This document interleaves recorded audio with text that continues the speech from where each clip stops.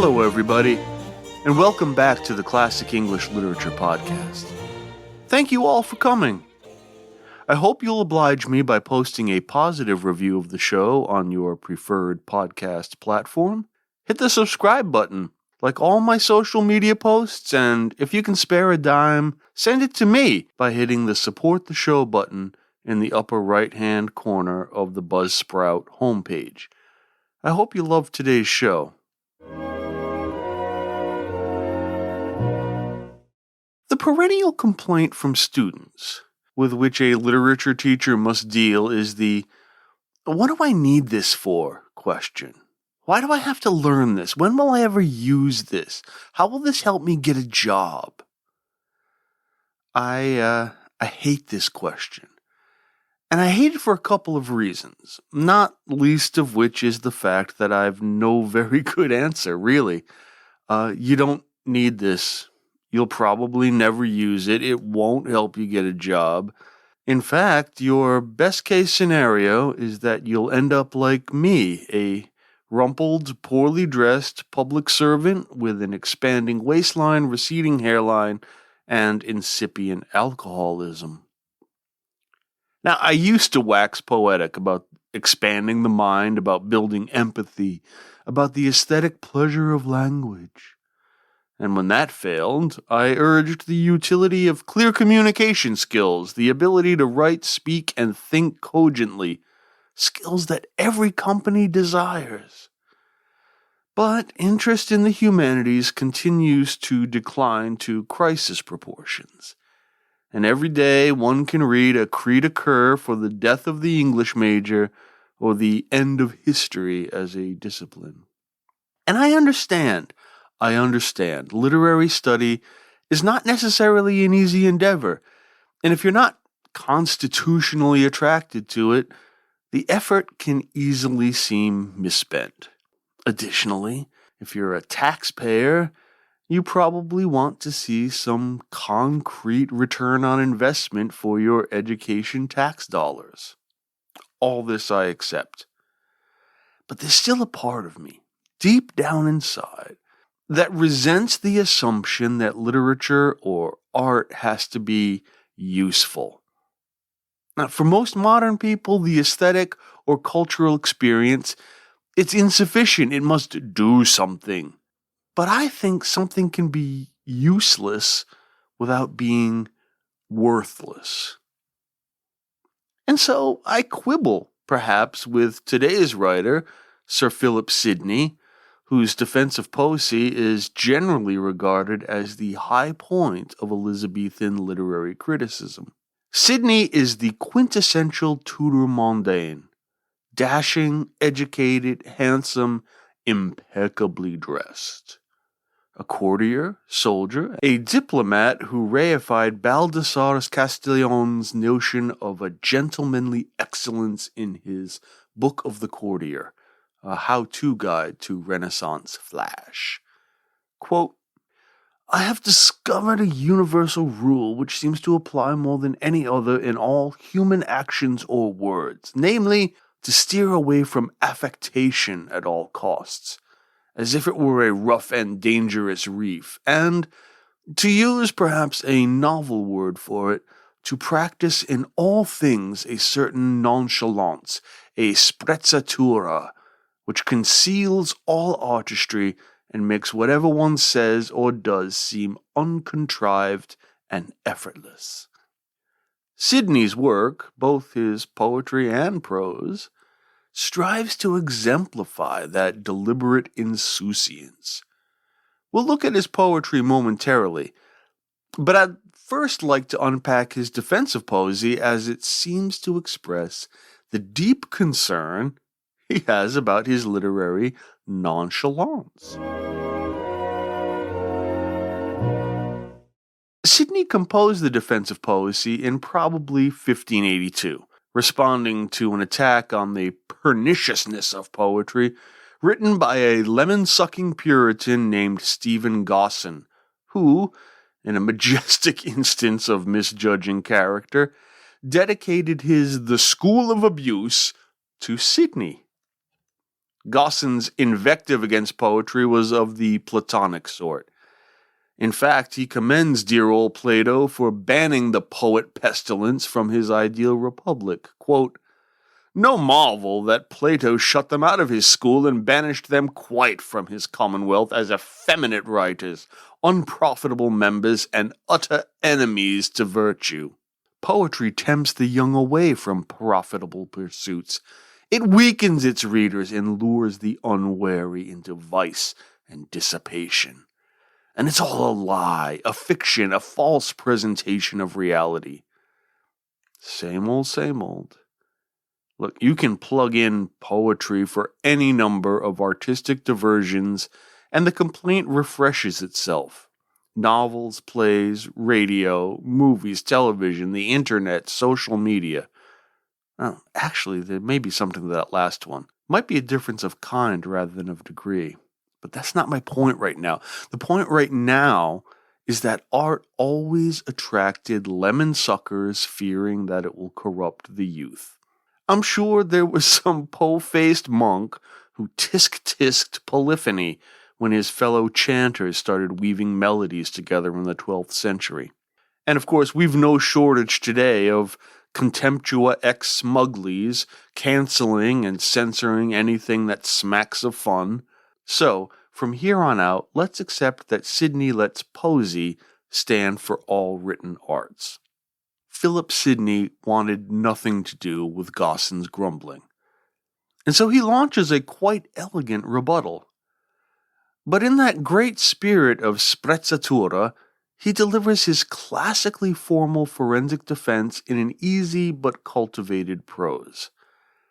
I suppose because it is a classic apology, it accepts the terms of Gausson's argument, which is, in effect, that if poetry is to be tolerated, it must do something good. Please see my earlier quibble.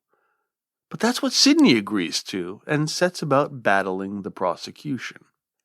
Sidney's primary thesis is that, quote, "Virtue is the most excellent resting place for all worldly learning to make his end of," and that, quote, "I affirm that no learning is so good as that which teacheth and moveth to virtue." Now, to me, this feels like a bit of an Aristotelian defense against Plato's and Gausson's attack. Poetry must lead people to virtuous lives. But how can it do so when it is a false reality? Here, Sidney persists with his Aristotelian tack. He argues that, far from being a false reality, poets create a higher reality. Not reality as it merely is, but reality as it could be. As such, the poet is not a liar or a mere imitator, but a creator. He says, quote, "Nature never set forth the earth in so rich tapestry as divers poets have done, neither with so pleasant rivers, fruitful trees, sweet-smelling flowers, nor whatsoever else may make the too much loved earth more lovely. Her world is brazen, the poets only deliver a golden." He calls poets makers, sort of like the Anglo-Saxons with their shaper shops, and William Dunbar with his makar. Sidney then invokes the book of Genesis and the Imago Dei, the image of God. Quote, "Give right honor to the heavenly maker of that maker, who having made man to his own likeness, set him beyond and over all the works of that second nature, which in nothing he showeth so much as in poetry." I think we've spoken of the Imago Dei before, haven't we? You know, when God says, quote, "Make we man to our image and likeness. And God made of naught a man to his image and likeness. God made of naught a man to the image of God." Many have decided that it's the creative spark that is our relation to the Creator, not some idea of him being an anthropoid cloud lounger. So for Sidney, we'd be actualizing our God-given potential by being poets. Creatio ex nihilo, creation out of nothing. That's what poetry is, says Sidney, a second creation. He speaks of the divine breath with which the poet brings such creations forth, likening it to the breath of God that made Adam a living soul. Now it's time for one of our etymological diversions. We speak fondly of artistic inspiration. We do. It was one of the things Plato found objectionable. Well, the word comes from this idea of divine breath. The Latin inspirare, meaning to blow into, becomes by mid-14th century English to mean, figuratively, to fill the mind or to prompt to do something. That Latin word was derived from spiritus, a breath, which came to be spirit, meaning both the substance of God and, metaphorically, life itself. Breath. Inspire, expire, respire, spirit. Now all this is to say that Sidney makes a rather Renaissance humanist claim that poetry is a work of near-divine creation. In fact, he says it surpasses philosophy and history in its power to instruct morally. Philosophy, says he, is too general and history too particular. But, like Goldilocks choosing a candidate for architectonicae, the mistress of all knowledge, poetry is just right, as it, quote, coupleth the general notion with the particular example.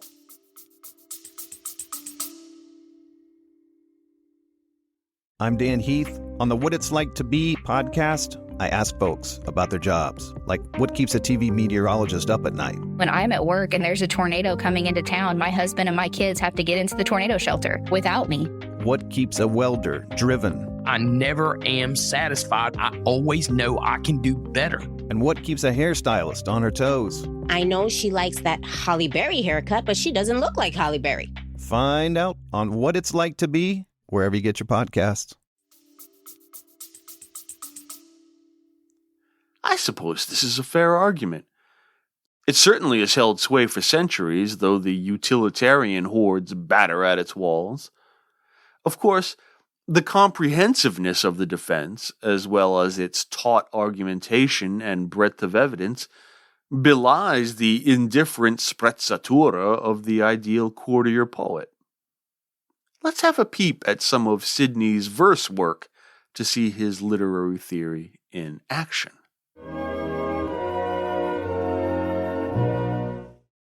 In 1580, Sidney produces the first version of the Arcadia, a book with a rather torturous composition and publication history, which includes an abandoned revision which need not detain us right now. It's based upon the 1501 Italian model by humanist Jacopo Sannazaro. Arcadia is a mountainous region in Greece, but it comes to mean any idyllic, rustic, pastoral setting, the locus amenus, the lovely place.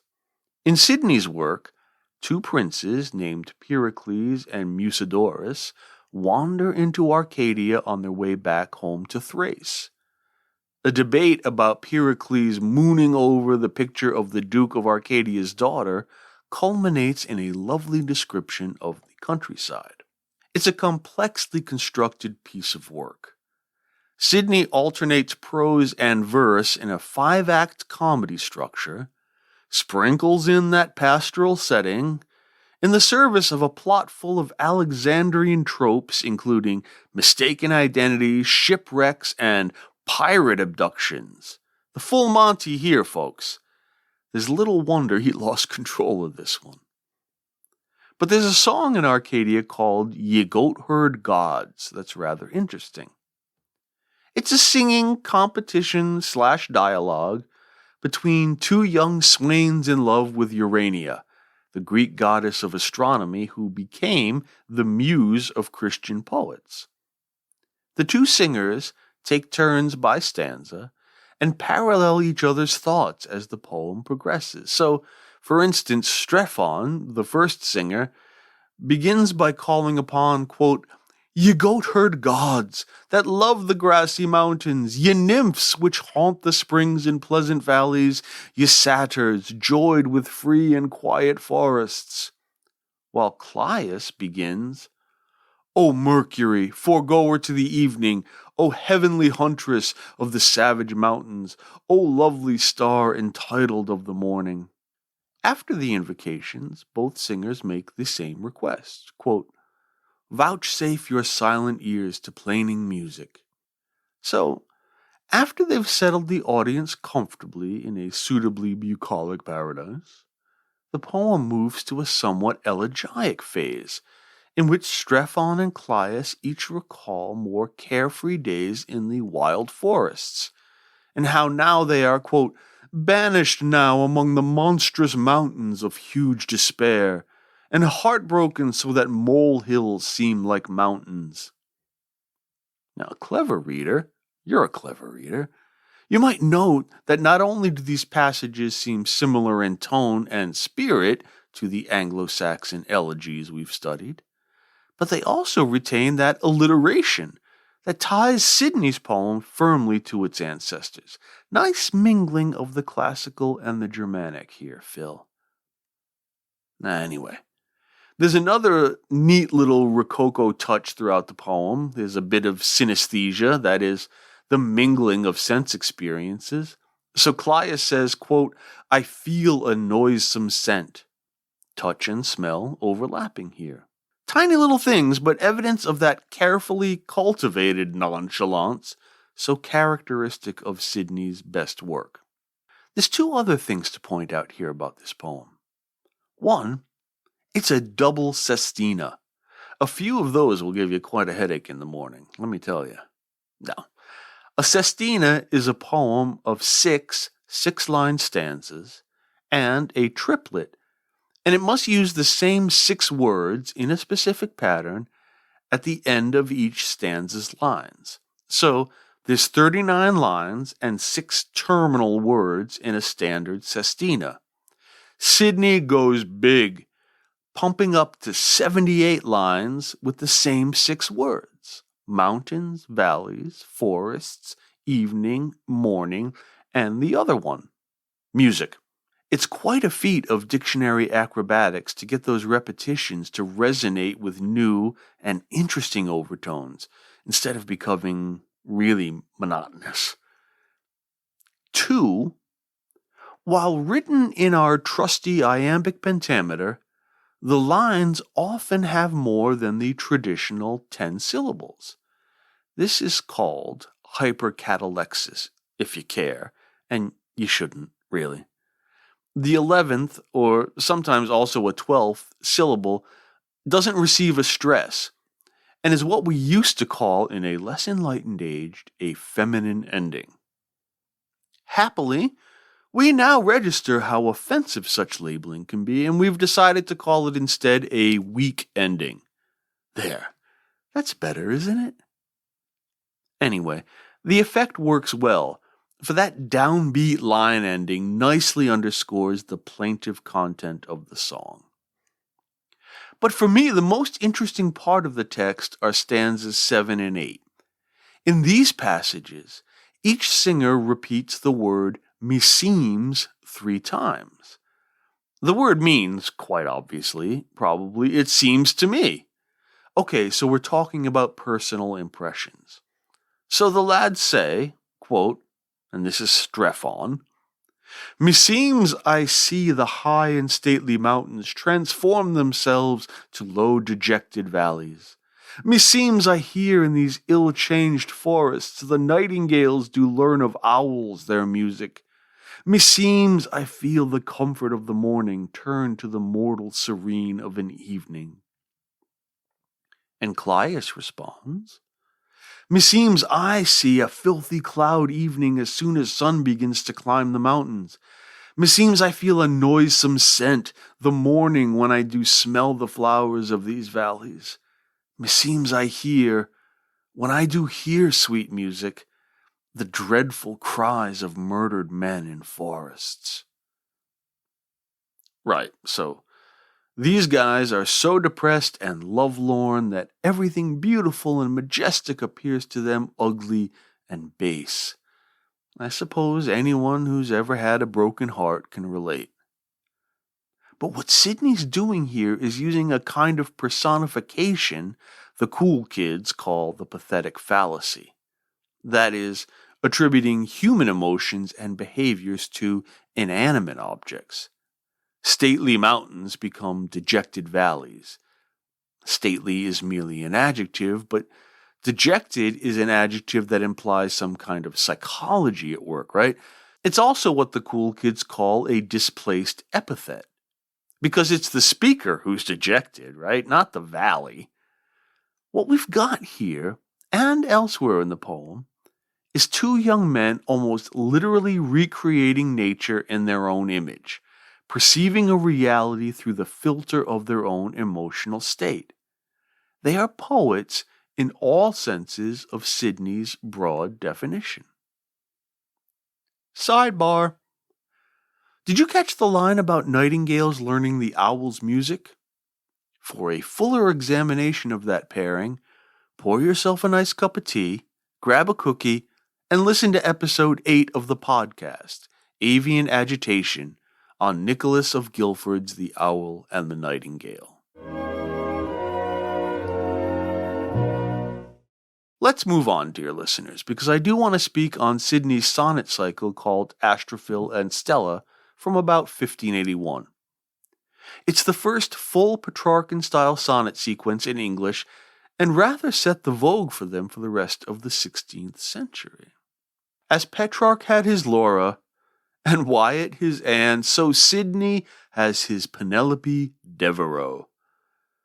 The names of the title, Astrophil, from the Greek meaning star lover, and also perhaps a play on Sidney's given name, Philip, and Stella, from the Latin for star, are metafictional projections of Sidney and Devereux, he being the forlorn lover, forced to pine as his beloved marries another, though rather unhappily as I understand it, but I will spill no tea.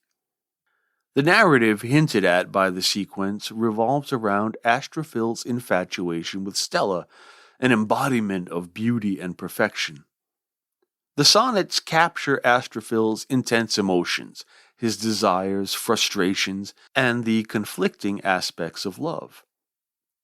Sidney delves into the themes of unattainability, the limitations of language to express true feelings, and the consequences of pursuing forbidden love while ricocheting from passionate longing to desperate self-doubt.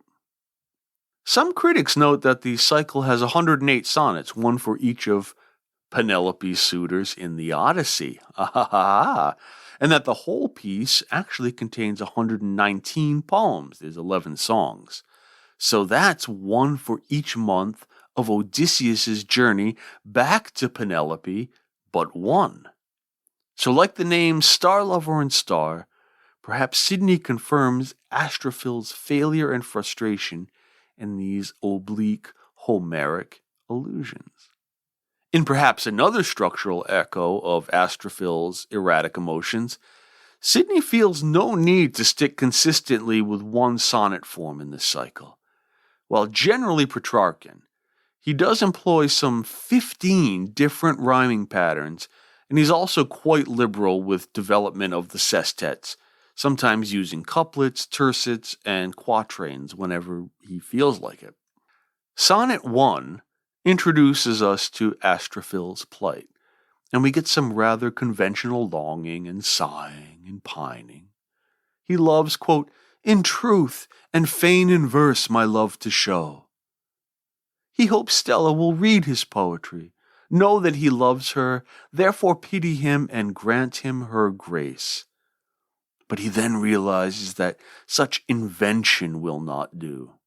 And that's a cool word in this context, invention. One, it points to the sonnets and Sidney's concern that poetry, and especially English poetry, should be original and less dependent upon the Elizabethan convention of imitation.